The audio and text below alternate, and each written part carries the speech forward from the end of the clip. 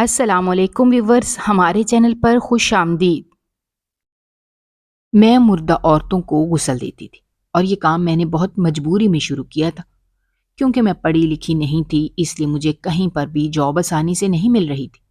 میں جو کہ افغانی تھی اور غیر قانونی طور پر پاکستان داخل ہوئی تھی، تو میرے پاس نہ تو شناختی کارڈ تھا اور نہ ہی مخصوص دستاویز کہ جن کی بنا پر میں یہاں رجسٹر نہیں ہو سکتی تھی، اور اسی وجہ سے میرے لیے سب سے مشکل مرحلہ نوکری کے حصول کا بن گیا۔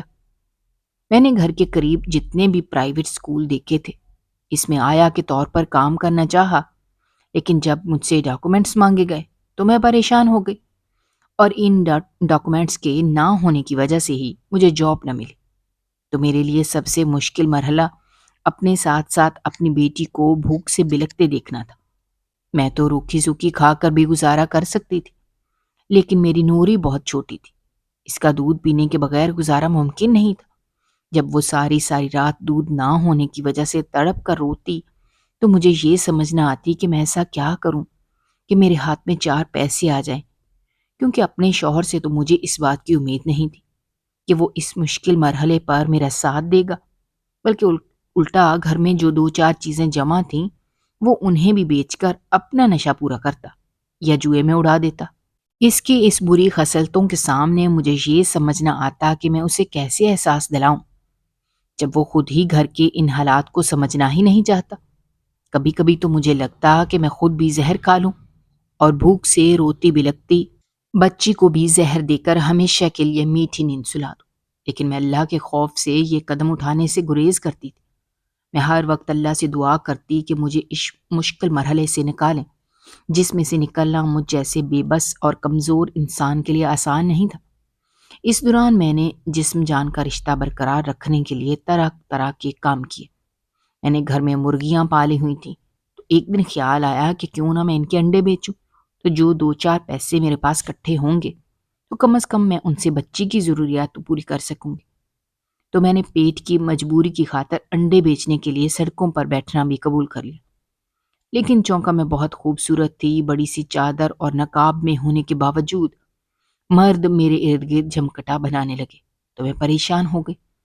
ان میں اسے کچھ مرد تو ایسے بھی تھے جنہوں نے مجھے باقاعدہ گناہ کی دعوت بھی دی اور بدلے میں منہ مانگے پیسے دینے کی بات کی، تو میں نے غصے سے ان کی طرف دیکھا اور زمین پر تھوک دیا اور انہیں شرم دلاتے ہوئے بولی کہ میں طوائف نہیں ہوں، ایک محنتی عورت ہوں، رزق حلال کمانے پر یقین رکھتی ہوں۔ یہ دعوت تم ان کو دو جو لالچ میں تمہاری دعوت قبول کر لے۔ تو مرد مجھ پر ہنستے اور کہتے کہ ان 4 انڈوں کو بیچ کر تم بھلا کتنے کما لو گی، ہم تمہیں 1 گھنٹے کے 1000 دیں گے۔ تو میں افسوس سے اپنا منہ پھیر لیتی کہ یہاں عورت کا ان بھیڑیوں کے سامنے کھڑے ہو کر زندگی کی آنکھوں میں آنکھیں ڈال کر جینا کس قدر مشکل ہے۔ ایسے میں نہ جانے کتنی عورتیں تھک ہار کر سمجھوتا کر لیتی ہوں گی، اور یہ سوچ کر میں کانپ گئی جب مجھے یہ سوچ آئی کہ اگر کسی دن میں بھی تھک گئی تو کیا ہوگا۔ میرے پورے بدن پر کپ کپی طاری ہو گئی۔ میں نے لرز کر اپنے سامنے کھڑے ان اوباش مردوں کی آنکھوں میں ننگا ہوس کے ناچ کو دیکھا تو میرا دل بوجھل ہو گیا اور آنکھیں آنسوؤں سے بھر گئیں۔ پھر میں نے اپنا انڈے والا ڈبہ اٹھایا اور وہاں سے آنسو بہاتے ہوئے چل پڑی اور دوبارہ سڑک پر بیٹھ کر انڈے بیچنا چھوڑ دیے، بلکہ بڑی مارکیٹ کے آس پاس ہی رہتی۔ ہجوم میں کسی کو جرت نہ ہوتی تھی کہ مجھ سے کوئی ایسی ویسی بات کر سکے۔ یہاں میں نے کئی اللہ والے لوگوں کو دیکھا جو عورت کا بہت احترام کرتے تھے۔ مجھے بھی ایک حاجی صاحب نے اپنی بڑی سی دکان کے سامنے جگہ بنا کر دے دی، تو میں نے دل ہی دل میں اللہ کا شکر ادا کیا کہ انسان اگر حق حلال کی کمانے پر تل جائے تو اللہ تعالیٰ اپنے محبوب بندوں کے ذریعے اس کی مدد فرما ہی دیتا ہے۔ سڑک کے مقابلے میں یہاں میری آمدنی کم تھی، لیکن نوری کا دودھ آ جاتا تو میرے لیے یہ بھی بہت بڑی غنیمت کی بات تھی۔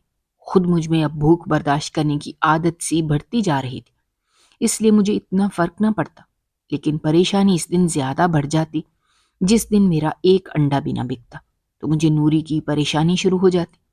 تو ایسے میں کئی بار حاجی صاحب سے پیسے ادھار لے لیتی اور بچی کا دودھ لے آتی۔ جب حاجی صاحب کو میرے حالات کا پتہ چلا تو وہ چپکے سے میری مدد کر دیا کرتے۔ ان پیسوں میں سب سے پہلے نوری کے لیے دودھ خریدتی، کیونکہ میرے لیے اس وقت سب سے بڑی فکر نوری کی بھوک ہوتی تھی۔ جس کے آگے مجھے کچھ بھی نظر نہ آتا۔ میرا شوہر اجمل ان مشکل حالات کو دیکھتے ہوئے بھی نہ سدھرا۔ وہ کماتا بھی نہیں تھا اور گھر کے معاملات میں دلچسپی بھی نہیں لیتا تھا۔ ایسے میں میرا دل چاہتا کہ اسے چھوڑ کر بھاگ جاؤ، بلکہ مجھے میری کتنی ہی ہمسائیوں نے یہ بات کہی کہ جب یہ کماتا نہیں ہے تو پھر اس کے ساتھ کیوں رہ رہی ہو؟ تو میں خاموش ہو جاتی کہ وہ جیسا بھی ہے مرد کی ذات ہے اور میرے سر پر اس کا آسرا بنا ہوا ہے۔ نام نہاد ہی صحیح، لیکن اس کے ہوتے ہوئے کم از کم مجھے ایک تحفظ کا احساس تو ملتا۔ اور یہ بات مجھے تب سمجھ آئی جب میں نے باہر نکل کر مجبوری میں کمانا شروع کیا۔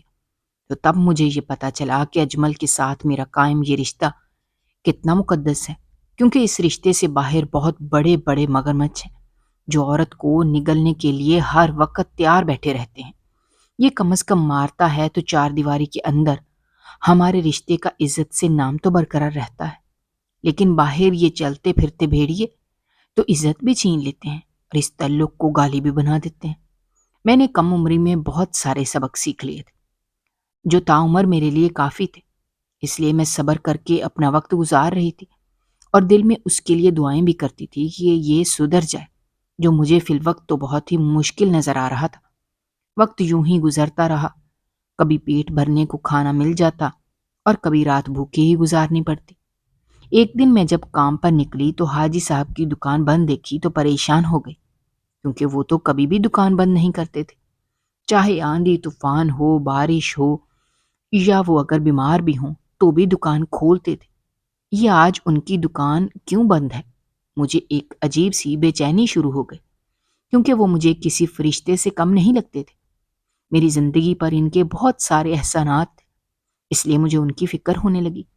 اچانک جب اس کے ساتھ والی دکان کھلی تو میں نے اس دکان کے مالک سے پوچھا کہ آج حاجی صاحب کی دکان کیوں بند ہے؟ سب خیر تو ہے؟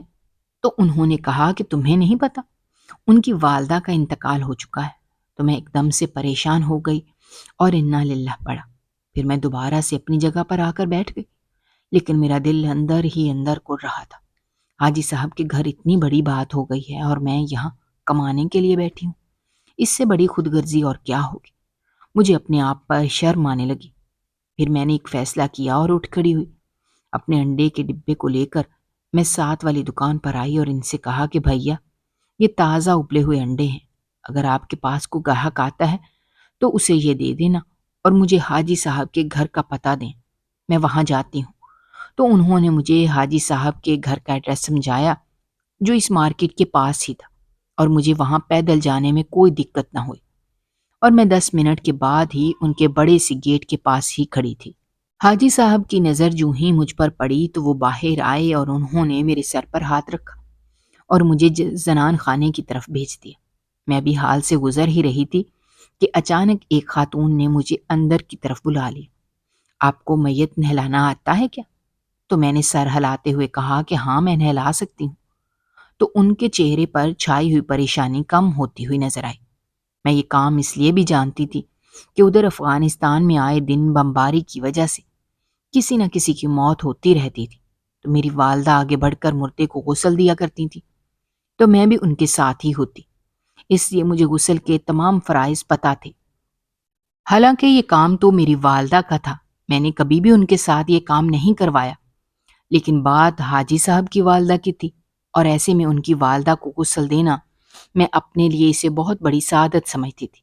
میں نے حاجی صاحب کی والدہ کو اچھے سے غسل دیا اور اپنے ہاتھوں سے کفن پہنایا اور پھر انہیں چارپائی پر لٹا دیا۔ تھوڑی دیر بعد ان کی میت کو اٹھا کر جنازہ گاہ کی طرف لے جایا گیا۔ تو حاجی صاحب کی بیوی نے مجھ سے پوچھا کہ تم کہیں کشمالہ تو نہیں ہو؟ تو میں نے ہاں میں سر ہلاتے ہوئے ان کی طرف دیکھا۔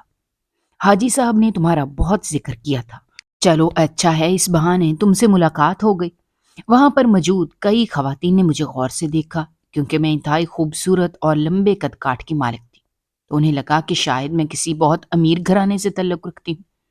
لیکن جب میں نے مختصر اپنے گھر کے حالات اور اپنی بے وطنی کا ذکر کیا تو ان میں سے کئی خواتین آبدیدہ ہو گئی۔ یہاں باتوں باتوں میں میرا کئی خواتین سے تعارف ہو گیا۔ میں وہاں سے جانے ہی لگی تھی کہ حاجی صاحب کی بیوی نے مجھے روک لیا اور کہا کہ تم یہاں پر رکو، کھانا کھا کر جانا، اور پھر چپکے سے میرے ہاتھ پر ہزار ہزار کے نوٹ رکھ دیے۔ میں نہیں لینا چاہ رہی تھی، لیکن انہوں نے زبردستی مجھے تھما دیے۔ اتنے میں بریانی اور قورمے کی ٹرے خواتین کے سامنے رکھی جانے لگی، تو میں بھی اس کھانے کی اشتہا انگیز خوشبو کے آگے اس قدر مجبور ہو گئی کہ وہاں پر بیٹھ گئی، اور کئی سالوں بعد گوشت کا ذائقہ میں نے اپنی زبان پر چکھا تو جانے کیوں میری آنکھیں نمکین پانیوں سے ہر نوالے پر بھرتی جاتی تھیں، جنہیں میں چپ کے صاف کر لیتی۔ یہ کھانا مہینے میں ایک بار ہمارے گھر بھی پک سکتا تھا، اگر اجمل بحیثیت شوہر اپنی ذمہ داریاں اٹھانا جان لیتا۔ کھانے پر نظریں جمائے جمائے جب یہ خیال میرے دل میں آیا تو مجھے ایسے لگا جیسے میرے سارے زخم کھل سے گئے ہوں۔ نہ جانے آگے میرا وقت کیسے گزرے گا۔ ابھی تو بچی چھوٹی ہے، ضرورتیں بھی مختصر ہیں، لیکن جب بچی بڑی ہو جائے گی تو ضرورتیں بھی بڑی ہو جائیں گی۔ میں اکیلی کب تک ان معاملات کو دیکھوں گی؟ اب تو میری اپنی صحت بھی اکثر خراب رہتی تھی۔ کبھی کبھی دل کی دھڑکن اتنی تیز ہو جاتی کہ مجھ سے اٹھ کر بیٹھا نہیں جاتا تھا۔ یہاں قریب ہی ڈسپینسری سے جب میں نے مفت پرچی بنوا کر ڈاکٹر کو چیک کروایا، انہوں نے کہا کہ کسی ہارٹ اسپیشلسٹ کو چیک کرواؤ، تمہارے دل کا معاملہ ہمیں ٹھیک نہیں لگ رہا، اس لیے بہتر ہے کہ کسی اسپیشلسٹ کے پاس جاؤ۔ تو جانے کیوں ڈاکٹر کی بات سن کر مجھے ہنسی آ گئی۔ مجھے ہنستا دیکھ کر ڈاکٹر نے میری طرف حیرانگی سے دیکھا تو میں نے اس سے کہا کہ ڈاکٹر صاحب، ہمارے گھر کھانے کو روٹی نہیں ہے، اور آپ مجھے کہتے ہیں کہ میں کسی اسپیشلسٹ کو چیک کرواؤں جس کی فیس ہزاروں میں ہوگی۔ میرے پاس تو کبھی کبھی 100 روپیہ بھی نہیں ہوتا۔ اور یہ بات کر کے میں پھر ہنستی تو ڈاکٹر افسردہ نظروں سے میری طرف دیکھنے لگا۔ پھر اس نے مجھے چند میڈیسن دیں کہ انہیں کھاؤ، اللہ کرے گا تم بہتر محسوس کرو گے۔ لیکن سینے والی جگہ درد ویسے کا ویسا ہی رہا۔ میں نے اجمل کو اس بارے میں بتایا تو اس نے مجھے کہا کہ پھکی لے لیا کرو، یہ سامنے حکیم سے 10 روپے کی ملتی ہے، آرام آ جائے گا۔ تو میں اس کی بات پر غصے میں آ گئی۔ تم نے ہر بیماری کا علاج حکیم کی پھکی میں رکھا ہوا ہے، جبکہ مجھے دل کا مرض ہے، یہ کسی پھکی سے نہیں جاتا۔ انگریزی دوائی جب تک نہیں کھاؤں گی تب تک کیسے ٹھیک ہو سکتی ہوں؟ تو اجمل نے انتہائی بے حسی سے میری طرف دیکھتے ہوئے کہا، تو جاؤ، جا کر انگریزی دوائی لے لو، میں نے کب منع کیا ہے؟ تو میں اپنے سر پر ہاتھ رکھ کے بیٹھ جاتی اور اسے گھور کر کہتی، تم آخر کس مرض کی دوا ہو؟ اگر تم میرے لیے دوائی دارو بھی نہیں کر سکتے تو اپنے ہاتھ سے کوئی زہر ہی لا دو جسے کھا کر میں سکون سے ایک ہی دفعہ مر جاؤں۔ یہ روز روز کا مرنا تو کم از کم میرے لیے بہت ہی تکلیف دہ ہے۔ مجھ سے اب کام پر بھی نہیں جایا جاتا، مجبوری کی وجہ سے گھر سے نکلتی ہوں کہ نوری کا دودھ اگر رہ گیا تو وہ بچی تو بھوک برداشت نہیں کر سکتی، اور ساری ساری رات اس کا رونا تم جیسا پتھر دل تو سن سکتا ہے، لیکن یہ میرے بس کی بات نہیں ہے۔ تو وہ مجھ سے لڑنے لگ جاتا کہ میں تمہارے لیے کیا کروں، آسمان سے تارے بھی توڑ کر لاؤں تو تمہیں اس میں بھی کوئی نہ کوئی خامی نظر آ ہی جائے گی۔ تو میں اسے سمجھاتے ہوئے کہتی کہ مجھے آسمان سے تارے لا کر دینے کی ضرورت نہیں ہے، بس میں یہ چاہتی ہوں کہ تم کوئی نہ کوئی کام دھندا کرو۔ تو تمہارا کیا خیال ہے، میں کام نہیں کرتا؟ تو میں نرمی سے بولی، میں نے یہ کب کہا کہ تم کام نہیں کرتے؟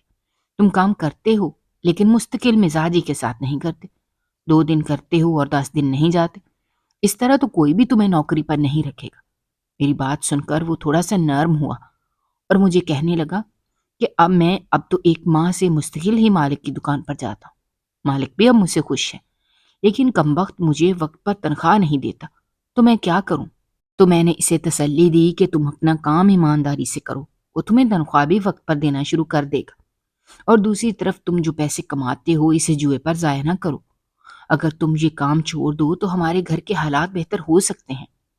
ہاں ہاں چھوڑ دوں گا، مجھے تو ایسا لگتا ہے کہ کسی دن کہو گی کہ سانس لینا چھوڑ دو، کوئی حال نہیں ہے تمہارا۔ میں مزید بولنے ہی والی تھی کہ وہ ایک دم کپڑے جھاڑ کر کھڑا ہو گیا۔ بس بس، اب زیادہ تقریر مت کرنا، میں جا رہا ہوں، دروازہ بند کر لو۔ تو میں تھکے تھکے قدموں کے ساتھ دروازے کو کنڈی لگا کر اس ایک کمرے والے گھر کی دیواروں کو گھورنے لگتی جہاں میرا دم گھٹتا، اور پھر خود کو ہی تسلی دیتے ہوئے اپنے آپ کو اٹھانے کی کوشش کرتی کہ جب تک زندگی ہے ہمت نہیں ہارنی۔ اور ایسے میں جب میری نظر معصوم سی اپنی بیٹی نوری پر پڑتی تو دل منہ کو آتا کہ اگر مجھے کچھ ہو گیا تو اس کا جواری باپ اسے کیسے سنبھالے گا جو خود کو نہیں سنبھال سکتا۔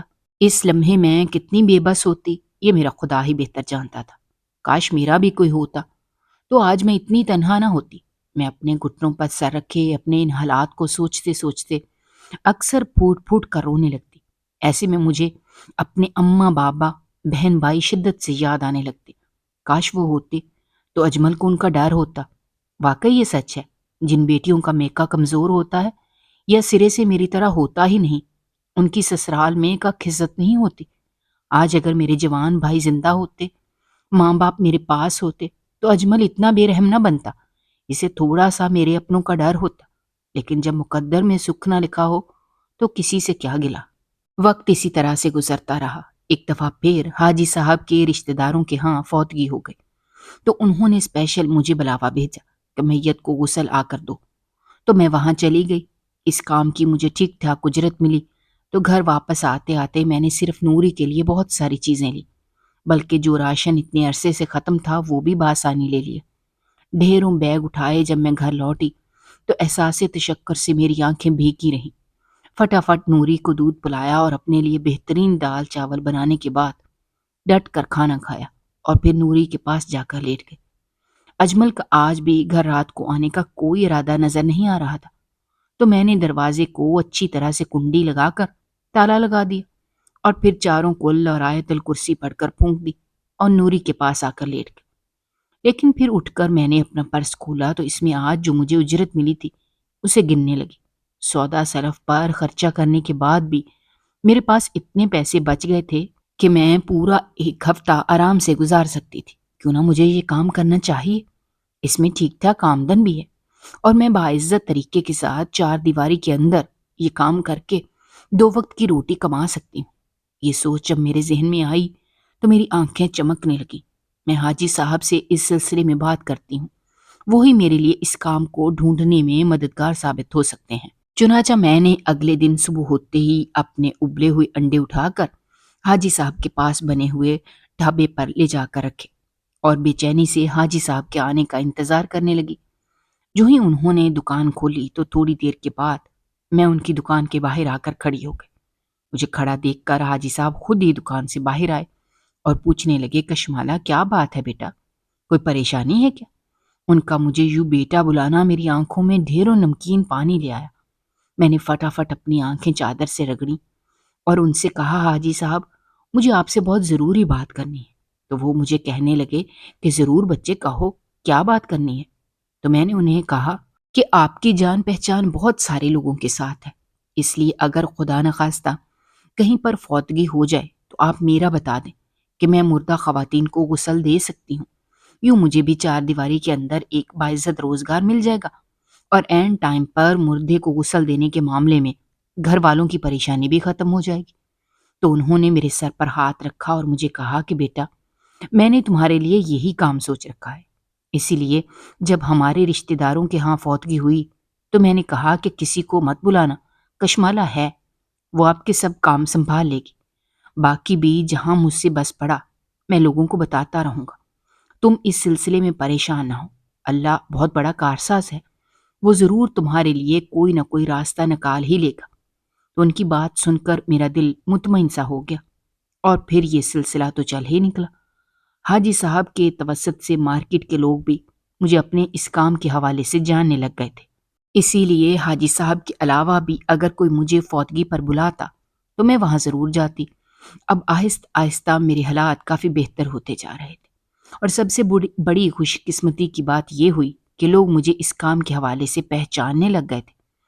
اب میں نے اپنے کام کے لیے چھوٹا سا موبائل بھی رکھ لیا، اس طرح مجھے آسانی ہو گئی اور لوگ مجھے ڈائریکٹ ہی اس کام کے لیے بلانے لگے۔ کبھی کبھی تو ایسا بھی ہوتا کہ دن میں مجھے 2-3 جگہوں پر جانا پڑ جاتا، تو میں انکار پھر بھی نہ کرتی اور ہر جگہ جا کر اپنا کام پوری ایمانداری کے ساتھ کر کے آتی۔ یہی وجہ تھی کہ لوگ بعض اوقات مجھے اضافی رقم بھی دے دیتے، جس سے میرے معاشی حالات پہلے سے بھی بہتر ہو گئے۔ انہی دنوں مجھے ایک گھر میں ہونے والی فوتگی پر بلاوا آیا تو میں فوراً وہاں پہنچی۔ یہ فوتگی حاجی صاحب کے محلے میں رہنے والے ایک انتہائی امیر گھرانے میں ہوئی تھی۔ جب میں فوتگی والے گھر پہنچی تو مجھے دیکھ کر بہت ہی دکھ ہوا کہ مرنے والی کوئی بوڑھی عورت نہیں بلکہ جوان سالہ لڑکی ہے جو انتہائی خوبصورت ہے۔ اس کے ہاتھوں پر لگی ہوئی مہندی سے یہ اندازہ ہو رہا تھا کہ جیسے اس کی ابھی ابھی شادی ہوئی ہو۔ میں اسے غسل دینے لگی اور غسل دے کر جوں ہی فارغ ہوئی تو اس کی ساس میرے قریب آئی اور مجھے کہا، یہ تعویذ میت کے منہ میں رکھ دو۔ میں نے اس کے ہاتھ کی طرف دیکھا تو اس میں ایک نیلے رنگ کا تعویذ پکڑا ہوا تھا۔ یہ یقیناً اچھے مقصد کے لیے نہیں تھا۔ میرے اب تک کے اس کام میں اس طرح کا کوئی واقعہ میرے سامنے نہیں آیا تھا۔ یہ پہلا واقعہ تھا کہ اس طرح سے مجھے میت کے منہ میں تعویذ رکھنے کا کہا گیا۔ تو میں ایک تو ڈر گئی اور دوسرا میں اسے گناہ سمجھتی تھی، تو میں نے انکار کر دی۔ اس خاتون نے اپنے ہاتھ سے 2 سونے کے کنگن اتارے اور تیزی کے ساتھ میری کلائی میں پہنا دی۔ میں تمہیں اس کے علاوہ پیسوں سے بھی تول دوں گی، بس تم اپنا منہ بند رکھو اور جلدی سے اسے کفن پہنا دو۔ اس نے مجھے آنکھوں ہی آنکھوں میں اشارہ کیا تو میں خاموش ہو گئی اور میں نے اسے کفن پہنا دیا، اور پھر میں نے وہ تعویذ اس مردہ لڑکی کے منہ میں رکھ دیا۔ تو جانے کیوں مجھے ایسا لگا جیسے اس کے جسم میں ہلکی سی حرکت ہوئی ہو، کہیں یہ زندہ تو نہیں۔ اچانک میرے دل میں خیال آیا، لیکن اسی دوران وہ عورت اندر آئی اور اس نے مجھے کہا، تمہارا کام ختم ہو گیا ہے، تم جاؤ۔ اور پھر ڈھیر سارے پیسے اس نے میرے ہاتھ پر رکھ دی۔ میں چپ چاپ وہاں سے چل دی، لیکن جاتے جاتے میں نے ایک بار پلٹ کر اس لڑکی کی طرف دیکھا اور پھر باہر نکل گئی۔ گھر پہنچ کر میں بستر پر گر سی گئی۔ مجھے ایسی تھکاوٹ اور ندامت کا احساس کبھی بھی نہیں ہوا جتنا آج ہو رہا تھا۔ جانے کیوں مجھے وہ تعویذ نہیں لگا، بلکہ ایسا لگا جیسے اس میں کوئی سفوف سا ہو۔ تھوڑی دیر ہی گزری کہ اچانک میری بے قراری بڑھ گئی۔ میری نظر گھوم پھر کر نوری پر جاتی تو مجھے ایسا لگتا کہ جیسے میں کوئی بہت بڑی غلطی کر بیٹھی، کہیں میری اس غلطی کا خمیازہ میری معصوم بچی کو ادا نہ کرنا پڑ جائے۔ جو ہی یہ خیال میرے دل میں آیا تو میری بے قراری اور بھی بڑھ گئی، کیونکہ نہلاتے ہوئے بھی مجھے احساس ہو رہا تھا کہ یہ لڑکی مری نہیں ہے۔ 2 دن اسی کشمکش میں گزر گئے، لیکن تیسرے دن میری حالت ایسی ہو گئی تھی کہ جیسے میں خود نزاع کے عالم میں آ گئی ہوں۔ میرا پورا بدن بے جان سا ہو گیا تھا، تو میں توبہ استغفار کرنے لگی اور اللہ سے بار بار معافی مانگتی، لیکن مجھے قرار نہیں تھا۔ تو میں فوراً مرنے والی کی قبر پر گئی تاکہ معافی مانگ سکوں۔ یہ مغرب کا ٹائم تھا۔ میں نے جو ہی اس کی قبر پر دعا کی تو مجھے ایسا لگا جیسے قبر میں سے کوئی آواز آ رہی ہو۔ میں نے دائیں بائیں دیکھا تو دور دور تک کوئی بھی نہیں تھا۔ اسی وقت مجھے یہ پختہ یقین ہو چکا کہ وہ لڑکی مری نہیں ہے، وہ زندہ ہے اور زندہ ہی اس قبر میں دفن ہے۔ تبھی اس کی آوازیں مجھے آ رہی ہیں۔ خدا جانتا ہے کہ اس وقت بجائے ڈرنے کے، نہ جانے میرے اندر یہ کیسے حوصلہ آیا کہ میں نے قبر کی مٹی کو فوراً ہٹانا شروع کر دیا۔ جو ہی قبر کی مٹی ہٹی تو یہ دیکھ کر میری جان نکل گئی کہ سامنے بیٹھی لڑکی ایک دم سے نکل کر باہر آئی اور زمین پر لیٹ گئی۔ اس کے ہاتھ زخمی تھے اور وہ بری طرح سے رو رہی تھی۔ پھر اس نے سر اٹھا کر میری طرف دیکھا اور مجھے کہا، خدا کا واسطہ ہے مجھے یہاں سے لے چلو۔ اگر انہیں پتہ چل گیا کہ میں زندہ ہوں تو وہ مجھے نہیں چھوڑیں گے۔ مجھے سمجھ نہیں آ رہی تھی کہ اس حالت میں اسے لے کر کیسے باہر نکلوں۔ اگر کسی نے اسے کفن کی حالت میں باہر لے جاتے ہوئے دیکھ لیا تو نہ جانے کیا ہو جائے، لیکن یہاں پر زیادہ دیر تک رکنا بھی میرے لیے ممکن نہیں تھا۔ میں نے اسے جھاڑیوں کے پاس چھپنے کے لیے کہا اور پھر میں دوڑ کر قبرستان سے باہر گئی اور ایک چنچی رکشے والے کو روکا۔ چونکہ سردیوں کے دن تھے تو مغرب کے بعد تیزی سے اندھیرا پھیرنے لگا۔ میں نے کفن کو ساڑی کے انداز میں اس کے بدن پر لپیٹا اور اسے اپنے پیچھے آنے کا کہا۔ رکشے والا ایک بابا جی سا تھا جس نے اتنا دھیان نہیں دیا اور ہم خیر و عافیت کے ساتھ گھر پہنچائے۔ میں نے فوراً پانی گرم کر کے اسے نہانے کے لیے دیا اور پھر اپنے کپڑے نکال کر دیے اور اس کے لیے دودھ گرم کرنے لگی۔ وہ نہا دھو کر میرے کپڑے پہن کر کمرے میں آ کر بیٹھ گئی۔ اس کے چہرے پر دور دور تک پریشانی ہی پریشانی تھی۔ اگر یہ پریشانی نہ ہوتی تو وہ بلا شبہ ایک بہت ہی حسین لڑکی کہلائی جا سکتی تھی، لیکن اس پریشانی نے اس کا تمام حسن ماند کر کے رکھ دیا تھا، اور اس کی آنکھوں کے نیچے کالے سیاہ حلقے تھے۔ وہ میرے سامنے بیٹھی ہوئی تھی، لیکن ایک کپ کپاہٹ اس کے جسم پر طاری تھی۔ شاید وہ اس صدمے سے نکل نہیں پا رہی تھی کہ وہ 3 دن کس عذاب میں مبتلا رہی جس کا شاید اس نے کبھی تصور بھی نہیں کیا تھا۔ میں نے اسے گرم گرم دودھ پینے کے لیے دیا، پھر میں نے اس کے لیے نرم سا دلیا بنایا اور اسے زبردستی کھلا دیا۔ وہ بار بار روتی تھی تو میں نے اسے تسلی دی کہ تم اب محفوظ ہاتھوں میں ہو، فکر مند ہونے کی ضرورت نہیں ہے، میں تمہارے ساتھ ہوں۔ تو اس نے کہا، کسی طرح میرے شوہر کو اطلاع کر دو۔ تو میں سوچ میں پڑ گئی۔ مجھے سوچتا دیکھ کر وہ پریشان ہو گئی۔ تو میں نے اس سے کہا کہ پہلے تم مجھے اپنے حالات کے بارے میں بتاؤ، اس کی روشنی میں ہی میں فیصلہ کروں گی کہ مجھے تمہارے زندہ رہنے کی اطلاع کس کو دینی ہے۔ تو اس نے دکھ بھری نظر سے مجھے دیکھا اور کہا، میں خالد کی بیوی ہوں، میرا نام بینش ہے، ہم دونوں نے لو میرج کی، لیکن چچی نے اس شادی کو قبول نہیں کیا۔ انہوں نے مجھے ہر طرح سے خالد کی زندگی سے نکالنے کی کوشش کی، لیکن کامیاب نہ ہو سکی۔ میں چونکہ یتیم ہوں، اس لیے مجھے سپورٹ دینے والا خاندان میں کوئی بھی نہیں تھا۔ میں چچی کی ان تمام حربوں کو کسی طرح ڈسکس کرنا چاہتی تھی، لیکن میرا ارد گرد کوئی بھی ایسا نہیں تھا جسے میں خیر خواہ سمجھ کر اس سے بات کر سکتی۔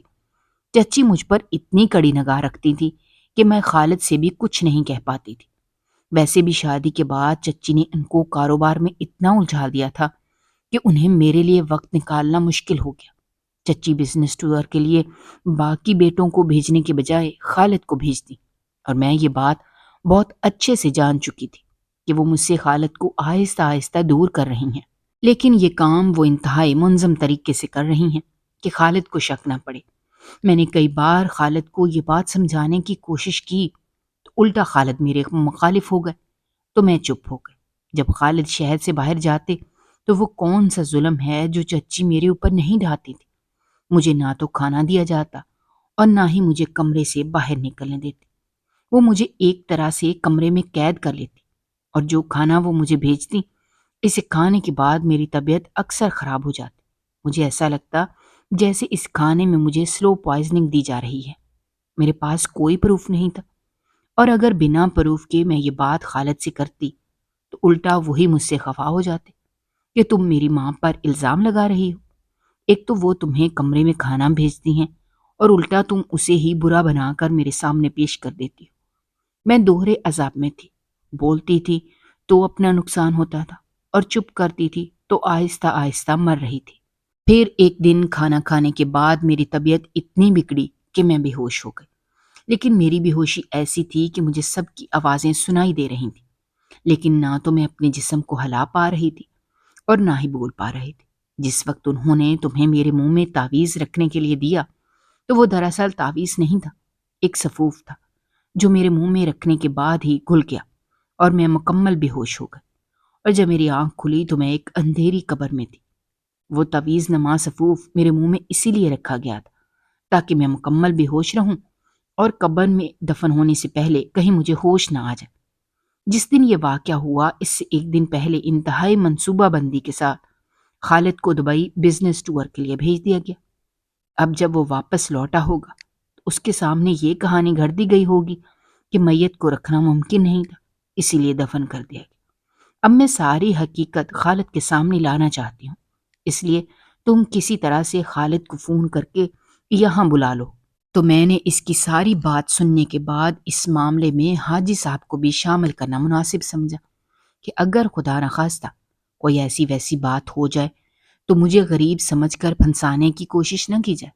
لہٰذا میں نے اگلے دن حاجی صاحب کی دکان پر جا کر سارا معاملہ ان کے سامنے رکھا، تو انہوں نے مجھے کہا کہ یہ تو پولیس کیس ہے، اور پولیس کی نگرانی میں ہی اس لڑکی کو خاوند کے حوالے کیا جائے تاکہ اس کے سسرال والوں کو ڈر رہے کہ یہ اکیلی نہیں ہے، پھر وہ اس کے ساتھ کچھ بھی غلط نہیں کر پائیں گے کیونکہ انہیں پولیس کا ڈر ہوگا۔ تو میں ان کی بات کی تائید کی، اور پھر میں نے خالد کے نمبر پر کال کی۔ وہ پاکستان آ چکا تھا اور اپنی بیوی کے صدمے میں نڈھال تھا، اسے فون پر بات بھی نہیں ہو رہی تھی۔ بہرحال میں نے اس سے ملنے کا کہا کہ آپ کی بیوی کے حوالے سے میرے پاس اہم خبر ہے، لیکن اس کا پتہ آپ کے گھر میں کسی کو نہیں چلنا چاہیے۔ تو وہ میری بات پر چونک گیا اور مجھے کہا کہ مجھے کہاں آنا ہے۔ تو میں نے اسے اپنے گھر کا ایڈریس دیا اور کہا کہ خاموشی سے یہاں پر آ جائیں، آپ کو آپ کی بیوی کے حوالے سے تمام حقائق مل جائیں گے۔ وہ جب ہمارے گھر آیا تو حاجی صاحب کے ساتھ ایک پولیس والے کو دیکھ کر وہ چونک گیا، لیکن اس کے پیروں سے زمین تب نکلی جب اس کی نظر اپنی بیوی پر پڑی تو وہ اٹھ کر کھڑا ہو گیا۔ بینش نے رو رو کر اپنے اوپر بیتے جانے والے ہر ظلم کو اپنے خاوند کے سامنے رکھا، تو خالد کے چہرے پر ایک دم سے غصہ دکھائی دینے لگا۔ میں تصور بھی نہیں کر سکتا تھا کہ امی اس حد تک چلی جائیں گی۔ میں جانتا تھا کہ وہ ہماری شادی کو قبول نہیں کریں گی، لیکن وہ تمہارے ساتھ یہ سب کر جائیں گی، اس کا تو میں کبھی یقین ہی نہیں کر سکتا تھا۔ میں اب تمہیں اس گھر میں نہیں لے کر جاؤں گا، بلکہ ہم اب الگ رہیں گے کیونکہ تم میری ذمہ داری ہو۔ پھر خالد کی وجہ سے ہی بینش نے اپنی ساس کے خلاف پرچہ درج نہیں کروایا، لیکن حاجی صاحب نے بینش کے سر پر ہاتھ رکھا اور خالد کی آنکھوں میں آنکھیں ڈال کر کہا کہ یہ میری بیٹی ہے، بہت خیال کرنا، اگر اس کا بال بھی بکا ہوا تو تم حساب دو گے، بس اتنا یاد رکھنا۔ تو خالد نے انہیں تسلی دی اور کہا کہ مانا میں اپنی ذمہ داریوں سے غافل ہوا ہوں، لیکن اب ایسا نہیں ہوگا۔ پھر وہ سب چلے گئے تو میں نے بھی اللہ کا شکر ادا کیا کہ میں اپنی ضمیر کی عدالت میں سرخرو ہو گئی۔ اگر آپ کو ہماری کہانیاں پسند آ رہی ہیں تو ہمارے چینل کو سبسکرائب کیجیے، ویڈیوز پر کمنٹ کیجیے اور شیئر کیجیے۔ شکریہ۔